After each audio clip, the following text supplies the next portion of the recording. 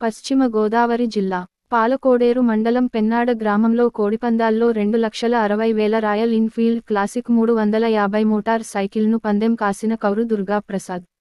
పందెంలో motor cycle గెలుచుకున్న శృంగవృక్షం గ్రామానికి చెందిన ఈలి దుర్గా వెంకట శివ.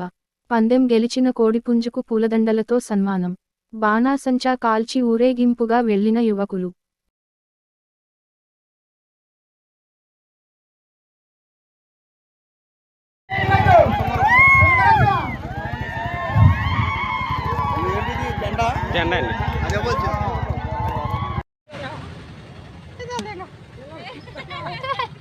బుల్లెట్ పందెం కొట్టిందండి పుంజు.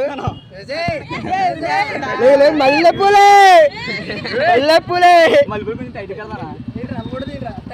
చైనా